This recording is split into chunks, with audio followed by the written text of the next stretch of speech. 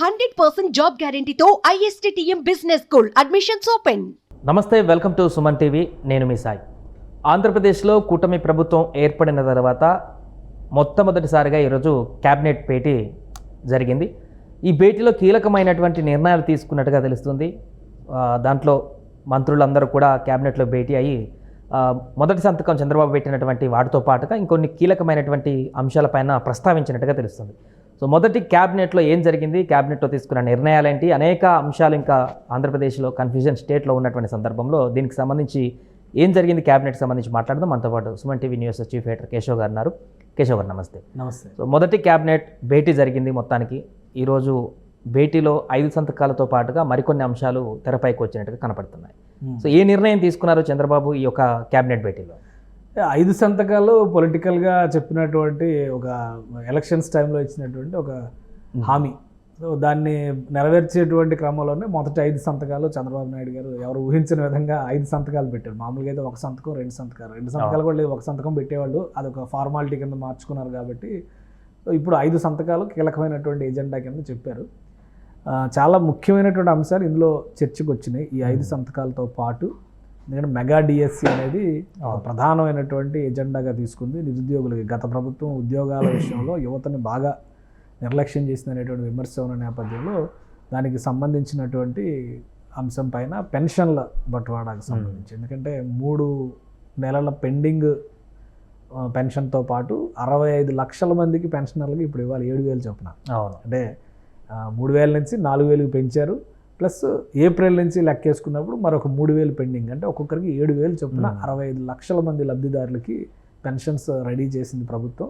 దాని డెలివరీకి సంబంధించి అంటే ఎప్పటికప్పుడు దాన్ని సమీక్షిస్తూ వస్తున్నారు. ఎందుకంటే 1వ తారీఖుకి దాదాపు 10,500 కోట్ల రూపాయలని ఉద్యోగులకు జీతాల రూపంలో కానీ పెన్షనర్లకి ఇవ్వాల్సినటువంటి లబ్ధి విషయంలో కానీ ఈ అంశాలను రెడీ చేసి పెట్టుకుంది. ఎందుకంటే ఆల్రెడీ ఆర్థిక పరిస్థితి అంతంత మాత్రంగా ఉంది కాబట్టి ప్రభుత్వం దానిపైన ఆల్రెడీ ఎక్సైజ్ చేసి పెట్టుకుంది. సో క్యాబినెట్ అప్రూవల్ అనేది మ్యాండేటరీ, ప్రొసీజరల్గా తీసుకోవాల్సిన నిర్ణయాలు తీసేసుకున్నారు. కాబట్టి క్యాబినెట్లో ఫార్మల్ డిస్కషన్ జరుగుతుంది. వీటితో పాటు ప్రధానమైనటువంటి ఎజెండా ఏంటంటే ఈ సూపర్ 6 షణ్ముఖ వ్యూహం, ఈ రెండింటి కాంబినేషన్తో మేము ముందుకెళ్తాం అనేటువంటి మాట ఇచ్చారు. కాబట్టి దాన్ని అమలు చేయడానికి ఉన్నటువంటి సాధ్యాసాధ్యాలు అనేది కూడా ఉండదు. ఇంకా అమలు చేయడం పైన ఏ విధంగా ముందుకెళ్ళాలి కసరత్తు అనమాట. ఎందుకంటే ఆర్థిక వనరులను చూసుకోవాలి, అలానే ఇప్పుడు అనుసరిస్తున్నటువంటి విధానాలు చూసుకోవాలి. చాలా అంశాలని ఒక్కొక్కటి చంద్రబాబు నాయుడు గారు కానీ, మంత్రులు కానీ, పవన్ కళ్యాణ్ గారు కానీ వీళ్ళందరూ కూడా అనౌన్స్ చేస్తూ వస్తున్నారు. గతంలో ఎప్పుడు లేదు. ఇప్పుడు చంద్రన్న బీమా దీనికి సంబంధించి 3 లక్షల రూపాయలు పరిహారం ఇచ్చేవాళ్ళు. గత ప్రభుత్వం ఆ బీమా కాన్సెప్ట్ని చాలా వరకు నిర్లక్ష్యం చేసిందని టీడీపీ ఆరోపిస్తుంది. వాస్తవం కూడా. ఎందుకంటే గతంలో ఎక్కడ చనిపోయినా కానీ కుటుంబ పెద్ద పోషించేటువంటి వ్యక్తి కుటుంబంలో చనిపోతే 3 లక్షల రూపాయలు ఇచ్చేటువంటి పరిస్థితి ఉండేది. సో ఈసారి దాన్ని 10 లక్షలకు పెంచుతామని చెప్పని మంత్రి వాసంశెట్టి సుభాష్ ఒక ప్రకటన చేశారు. ఇవన్నీ క్యాబినెట్ అప్రూవల్స్ లేకుండా లేదా సీఎం కన్సెంట్ లేకుండా చెప్పేటువంటి అంశాలు కావు. సో ఇలాంటి అంశాలు చాలా వరకు క్యాబినెట్లో డిస్కషన్స్కి వచ్చినాయి. ఇంకోటి ఏంటంటే ఎన్టీఆర్ హెల్త్ యూనివర్సిటీకి సంబంధించి దాదాపు ఒక 35-40 ఏళ్ళుగా ఎన్టీఆర్ హెల్త్ యూనివర్సిటీ సేవలు అందిస్తుంది. 1.5-2 ఏళ్ల క్రితం వైఎస్ఆర్ హెల్త్ యూనివర్సిటీ అని పేరు మార్చారు ఆయన జగన్మోహన్ రెడ్డి గారు. అది ఎందుకు మార్చారో వాళ్ళకే తెలియాలి. ఇవన్నీ ముందు చూపు లేని నిర్ణయాలు. ఇప్పుడు మళ్ళీ మార్చేటువంటి, ఇప్పుడు కొత్త ఇన్స్టిట్యూట్ని క్రియేట్ చేసి రాజశేఖర రెడ్డి గారి గుర్తుగా పేరు పెట్టుకుంటే ఎవరికి అబ్జెక్షన్ ఉండదు. ఆల్రెడీ ఒక 30-40 సంవత్సరాలుగా ఉన్నటువంటి ఇన్స్టిట్యూట్ పేరు మారిస్తే అందులో చదువుకున్నటువంటి విద్యార్థుల దగ్గర నుంచి ఇప్పుడు ఎగ్జిస్టెన్స్లో ఉండదు కదా యూనివర్సిటీ. ప్లస్ ఇప్పుడు పాస్ అవుట్ అయ్యేటువంటి విద్యార్థులు సర్టిఫికేషన్ ఏమి ఇవ్వాలి? ఇవి చాలా దరిద్రమైనది. ఏంటంటే ఈ 2 ఏళ్ళు అమలు చేయడం వలన ఈ 2 ఏళ్ళు సర్టిఫికేట్స్ తీసుకున్న వాళ్ళందరికీ కూడా డాక్టర్ వైఎస్ఆర్ హెల్త్ యూనివర్సిటీ అనేటువంటి పేరుతో సర్టిఫికేట్స్ వస్తాయి. ఎందుకంటే పాసింగ్ అవుట్స్ ఉంటారు కదా బిఫోర్ లాస్ట్ ఇయర్. ఇప్పుడు మళ్ళీ నెక్స్ట్ ఇయర్ నుంచి ఏమొస్తుంది? ఎన్టీఆర్ హెల్త్ యూనివర్సిటీ అని వస్తుంది. అంతకుముందు 30-40 ఏళ్ళ ఎన్టీఆర్ హెల్త్ యూనివర్సిటీ అనే పేరే ఉంటుంది. ఇప్పుడు మళ్ళీ ఇది వస్తుంది. ఈ 2 ఏళ్ళ ఉండేటువంటి విద్యార్థులు చాలా ఇబ్బందులు పడేటువంటి పరిస్థితి ఉంటుంది. దాన్ని ఎలా పరిష్కరించాలి వాటి మీద, ఎందుకంటే స్ట్రక్చరల్గా ఒక నిర్ణయం, విదేశాల్లో చదువుకోవడానికి వెళ్ళారనుకోండి, అటువంటి విద్యార్థులకు అసలు యూనివర్సిటీ అనేది లేదనేటువంటి వస్తుంది. Health university YSR health university అనే పేరు తీస్తే అసలు లేదని వస్తుంది. ఒకవేళ వైఎస్ఆర్ హెల్త్ యూనివర్సిటీ అనేది కంటిన్యూ అయితే 30-40 ఏళ్ళగా ఉన్నటువంటి విద్యార్థుల సర్టిఫికేట్స్ వ్యాలిడేషన్ అనేది చాలా ఇబ్బంది అవుతుంది.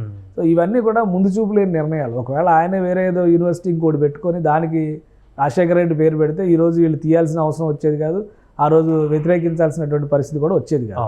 బట్ ఏంటంటే అలాంటి నిర్ణయాలని సవరించేటువంటి ప్రయత్నం. అలానే అన్న క్యాంటీన్లు మొదలుపెట్టారు. ఇవన్నీ క్యాబినెట్ అప్రూవల్స్తో చేయాల్సినటువంటి అంశాలు కాబట్టి క్యాబినెట్లో వీటిని పెట్టి ఫార్మల్గా నిర్ణయం తీసుకుంటారు. ఇంకొకటి కీలకమైనటువంటి అంశం క్యాబినెట్లో చర్చకు వచ్చినటువంటి అంశం బయటకు తెలిసింది ఏంటంటే వాలంటీర్ సిస్టమ్ మీద. వాలంటీర్ల వ్యవస్థ పైన కూడా చంద్రబాబు నాయుడు గారు కూటమి ఒక స్పష్టమైన ప్రకటన చేసింది. మేము ఆ వ్యవస్థలో కొన్ని లోపాలపైన పోరాటం చేశాం కానీ వ్యవస్థను వ్యతిరేకించలేదు. అందులో ఆ మార్పులు చేయడం ద్వారా వ్యవస్థను కొనసాగిస్తామన్నారు. 5,000 రూపాయలతో డిగ్రీ చదువుకున్న విద్యార్థులను అవమానించడం మాకు ఇష్టం లేదు, 10,000 రూపాయలకి ఆ రెమ్యునరేషన్ కూడా పెంచుతామని చంద్రబాబు నాయుడు గారు ఒక మాట ఇచ్చారు. సో ఇప్పుడు దాని మీద వర్క్ చేయాలి. దాదాపు 2,30,000 మంది వరకు వాలంటీర్లను గత ప్రభుత్వం నియమించింది. అందులో 1,00,000 మంది దాకా రాజీనామాలు చేశారు. రకరకాల ఒత్తిడులతో రాజీనామాలు చేసామని చెప్పని కొత్తగా గెలిచిన ఎమ్మెల్యేల దగ్గరికి, మంత్రుల దగ్గరికి వాళ్ళు తిరుగుతూ ఉన్నారు. మళ్ళీ మాకు ఒక అవకాశం ఇవ్వండి. ఇప్పుడు వాళ్ళకి అవకాశం ఇవ్వాలా? వాళ్ళల్లో ఉండేటువంటి ఆలోచన విధానాన్ని బట్టి వీళ్ళు వైసీపీకి అనుకూలంగా ఆ రోజు పనిచేశారు కాబట్టి రేపు అవకాశం ఇస్తే కూడా మళ్ళీ అలాంటి తలనొప్పులే వస్తాయి అనేటువంటి ఆలోచన ఉండొచ్చు. సో దాని మీద కొన్ని గైడ్ లైన్స్ రూపొందించాల్సినటువంటి అవసరం ఉంది. దాని మీద కూడా చర్చ జరిగినట్టుగా తెలుస్తుంది. సో ఎందుకంటే ఇది ఇమీడియట్ రిక్వైర్మెంట్. ఇప్పుడు పెన్షన్స్ డిస్బర్స్మెంట్ అనేది ఆల్రెడీ 1,00,000 మంది వాలంటీర్లో ఉన్నటువంటి వాళ్ళు, కొనసాగుతున్నటువంటి వాళ్ళు ఉన్నారు కాబట్టి వాళ్ళ ద్వారా ఎట్లా చేస్తారు. అలానే ప్రభుత్వానికి కూడా వ్యవస్థలు ఉన్నాయి. గ్రామ సచివాలయ వ్యవస్థల ద్వారా చాలామంది ఉద్యోగులు ఉన్నారు. ఇంటింటికి కూడా బట్వాడా చేయడానికి అవకాశం ఉంటుంది. అయితే ఎలక్షన్స్ సమయంలో 2 నెలల్లో కొంత గందరగోళం ఉద్దేశపూరితంగా అప్పుడు ఉన్నటువంటి చీఫ్ సెక్రటరీ సృష్టించారనేటువంటి ఆరోపణ అప్పుడు విపక్షంలో ఉన్నారు కాబట్టి వీళ్ళు చేస్తూ వచ్చారు. సో అలాంటి ఇబ్బందులు ఏమీ రాకుండా ఇప్పుడు పెన్షన్స్ బట్వాడా చేయడానికి కావాల్సిన గైడ్ లైన్స్ కూడా ఈ క్యాబినెట్లోనే ఫైనల్ చేస్తారు. మెగా డిఎస్సికి సంబంధించి కూడా గైడ్ లైన్స్ ఇచ్చేటువంటి అవకాశం ఉంది. సో ఇవన్నీ కూడా ఒక కన్క్లూజన్ పార్ట్ కింద మొదటి క్యాబినెట్లోనే చేసేటువంటి అవకాశం ఉన్నాయి. అలానే అమరావతి పోలవరం నిర్మాణాలకు సంబంధించి కూడా ఒక ఇమీడియట్ డెసిషన్ తీసుకోవాల్సినటువంటి అవసరం ఉంది. సో దానిపైన ఎలా ముందుకు వెళ్ళాలి? ఆల్రెడీ కొన్ని కమిటీలు ఫామ్ అయినాయి. ఆ కమిటీ నివేదికలు కూడా ఇచ్చినాయి. ఆ నివేదికలు కూడా చర్చించేటువంటి అవకాశం ఉంది. అమరావతిలో నిర్మాణాలకు సంబంధించి, అమరావతిలో జరిగినటువంటి దొంగతనాలకు సంబంధించి, గత ప్రభుత్వం తెచ్చినటువంటి కాంట్రాక్ట్లు ఇచ్చినటువంటి వ్యక్తులు వేసినటువంటి ముడి సరుకును కూడా ఎత్తుకుపోయారనేటువంటి ఆరోపణలు ఉన్నాయి. సో వీటన్నిటిపైన ఏ విధంగా ముందుకు వెళ్ళాలి అనేటువంటి ఆలోచనతో ప్రభుత్వం ఉంది. ఫస్ట్ క్యాబినెట్లో ఈ అంశాలన్నీ కూడా చర్చకు వచ్చేటువంటి ఛాన్స్ ఉంది. ఫైనల్ కంక్లూజన్ అంటే మొత్తం సమరీ ఆఫ్ ద మీటింగ్ ఖచ్చితంగా ఐఎన్పిఆర్ నుంచి పార్థసారథి గారు అనౌన్స్ చేసేటువంటి పద్ధతి సంప్రదాయం ఉంటుంది కాబట్టి ఏ నిర్ణయాలు తీసుకోబోతున్నారని ఇంకా స్పష్టంగా అప్పుడు వస్తుంది. అంటే అలాగే ఇప్పుడు రిషికొండ ప్యాలెస్కి సంబంధించి కూడా అసలు దాన్ని ఏం చేయాలి, ప్రభుత్వం వాడాలా, దానికి సంబంధించి కూడా ఏమైనా చర్చకు వచ్చేటువంటి అవకాశం ఉందంటారా దీంట్లో? రిషికొండ ప్యాలెస్కి సంబంధించి ఒక కమిటీ ఆల్రెడీ ఈ ప్రభుత్వం నియమించింది. చంద్రబాబు నాయుడు గారు ఇదే తరహాలో రాష్ట్ర వ్యాప్తంగా జరిగినటువంటి ఇతర నిర్మాణాలు, ప్రభుత్వ అవసరాల కోసం చేసినటువంటి నిర్మాణాలు, అలానే వైఎస్ఆర్సీపీ అవసరాల కోసం చేసినటువంటి నిర్మాణాలు, అందులో భాగంగానే జిల్లాకో ప్యాలెస్ అని చెప్పి ఇప్పుడు బయటకు వచ్చింది కదా. ప్రతి చోట 2 ఎకరాల స్థలాన్ని 1,000 రూపాయల లీజ్కి, అది కూడా సంవత్సరానికి 1,000 రూపాయల లీజ్ చొప్పున తీసుకుని, ఎకరానికి 1,000 రూపాయల లీజ్ చొప్పున తీసుకుని దాదాపు 26 చోట్ల నిర్మాణాలు జరుగుతుంది. ప్రతి కొత్త జిల్లాలో కూడా ఆ నిర్మాణాలు జరుగుతున్నట్టుగా దానికి సంబంధించినటువంటి డేటా వచ్చింది. ఎక్కడైతే సరైనటువంటి అప్రూవల్స్ లేకుండా కేవలం ప్రతిపాదన రూపంలో ప్రభుత్వంలో పెండింగ్లో ఉండగానే నిర్మాణాలు మొదలైపోయినాయో ఆ నిర్మాణాల విషయంలో ఎటువంటి యాక్షన్ తీసుకోవాలనే దాని మీద కూడా చర్చ జరుగుతుంది. రిషికొండ ప్యాలెస్కి సంబంధించి ఆల్రెడీ ప్రభుత్వానికి ఒక నివేదిక అందిందనేది సమాచారం. ఆ నివేదికను బట్టి దాన్ని ఏ విధంగా ఉపయోగించాలి? ఎందుకంటే అందులో 2 ప్రధానమైనటువంటి అంశాలు ఉన్నాయి. ఇప్పుడు 500 కోట్లు పెట్టి ఖర్చు పెట్టి కట్టేయడం నేరం అని చెప్పని ఎవరో అనట్లేదు. ఎందుకంటే అవసరాలకు తగ్గట్టు, ప్రభుత్వ అవసరాలకు తగ్గట్టుగా అనేక నిర్మాణాలు జరుగుతాయి. కానీ 500 కోట్లు పెట్టి అక్కడ సృష్టించినటువంటి ఎసెట్ అంత వాల్యూ ఉన్నదా అనేది చర్చ. కమోడ్ల కోసం 13 లక్షల రూపాయలు, వాష్ బేసిన్ల కోసం, బాత్ టబ్బుల కోసం 30 లక్షలు 20 లక్షలు ఖర్చు పెట్టారనే దాన్ని ఎవరో కూడా యాక్సెప్ట్ చేసేటువంటి పరిస్థితి. అందుకని దాని మీద తీవ్రమైనటువంటి చర్చ జరిగింది. బట్ దాన్ని ప్రభుత్వ భవనాలుగా అంటే కార్యాలయాలుగా ఉపయోగించడానికి ఉపయోగపడుతుందా, లేదా నిజంగానే స్టేట్ గెస్ట్ల కింద ఆనర్ చేయడానికి ఉపయోగపడుతుందా, ఇంకే విధంగా ఉపయోగించవచ్చు అనే దాని మీద ఒక కమిటీ నివేదిక ఇచ్చినట్టుగా ఒక సమాచారం. దాని మీద కూడా ఖచ్చితంగా చర్చ ఉంటుంది. ప్రభుత్వ అవసరాలకు ఉపయోగపడుతుంది, ఖచ్చితంగా ఉపయోగం. ఇప్పుడు జగన్మోహన్ రెడ్డి గారు కట్టడం తప్పని ఎవరో అనలా, కట్టిన విధానంలో ఉన్న లోపాలను ప్రశ్నించారు. ఎంత ఖర్చు పెట్టి మీరు సృష్టించినటువంటి అసెట్, పైగా ఇంకోటి ఏంటి, పాత రిసార్ట్లో దాదాపు 54-55 రూములు ఉన్నాయి వివిధ కేటగిరీల్లో. సూపర్ డీలక్స్, డీలక్స్, ఏసీ రూమ్లు, స్టాండర్డ్ రూమ్లు ఇట్లా పెట్టి ఆ డిఫరెంట్ కేటగిరీస్లో ఉండేవి.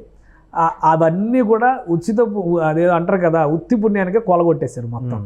సో అక్కడ జరిగినటువంటి దుర్వినియోగం, వాటిని కొలగొట్టడానికి అయినటువంటి ఖర్చు, కొత్తగా మళ్ళీ ప్లాటింగ్ చేసి అక్కడ ఉన్నటువంటి కొండని తవ్వేసి ల్యాండ్ని విస్తరించి అది ప్రజలు వెళ్ళేందుకు ఏమాత్రం అవకాశం లేకుండా ఇప్పుడు తీసుకున్నటువంటి నిర్ణయం వీటన్నిటి మీద విమర్శ ఉంది. కాబట్టి అది ప్రభుత్వ ఆస్తిగానే ఉంటుంది.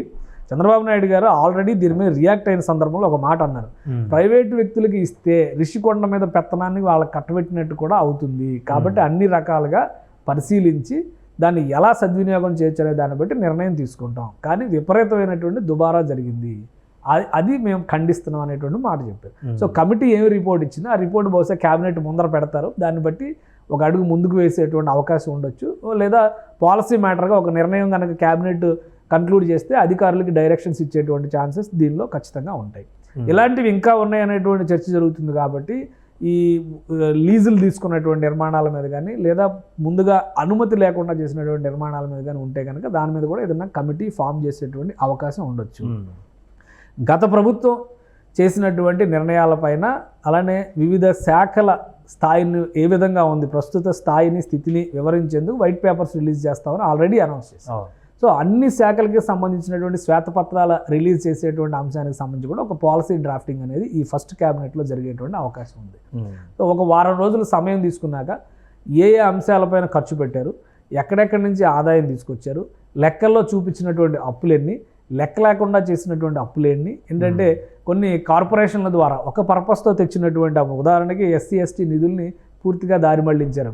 పంచాయతీరాజ్కు సంబంధించి 5,500 కోట్ల రూపాయలు దారి మళ్లించారు. అసలు ఏ రీజన్స్తో దారి మళ్లించారు అనేటువంటి ప్రశ్న పవన్ కళ్యాణ్ గారి రివ్యూలో బయటకు వచ్చింది. అలానే నాదెండ్ల మనోహర్ గారు చేసినటువంటి విజిట్స్లో కిలో ఇచ్చినటువంటి కందిపప్పులో 900 గ్రాములే ఉన్నాయి. ఆ 100 గ్రాములు ఎవరు తినేశారు? సో ఇలాంటివన్నిటి మీద కూడా ఒక క్లారిటీ ఇవ్వాల్సినటువంటి బాధ్యత ఈ ప్రభుత్వం పైన ఉంటుంది. కాబట్టి వీటన్నిటికీ కూడా కొన్ని గైడ్ లైన్స్ ఫస్ట్ క్యాబినెట్లో ఖచ్చితంగా ఇస్తారు. దానికి అనుగుణంగా ఒక వారం 10 రోజుల్లో శ్వేతపత్రాలు రిలీజ్ చేసేటువంటి అవకాశం కూడా కనిపిస్తుంది. Right sir. సో మొత్తానికి ఆంధ్రప్రదేశ్ కూటమి ప్రభుత్వం మొదటి క్యాబినెట్ భేటీ అయితే జరిగింది. భేటీలో 5 సంతకాలకు సంబంధించినటువంటి ఆమోదం లభించింది. దాంతోపాటుగా మిగతా కొన్ని కీలకమైనటువంటి అంశాలపైన కూడా ఈ క్యాబినెట్లో చర్చ అయితే కొనసాగింది. సుమన్ టీవీలో మీ పర్సనల్ అండ్ బిజినెస్ ప్రమోషన్స్ కోసం కింది నెంబర్కి కాంటాక్ట్ చేయండి.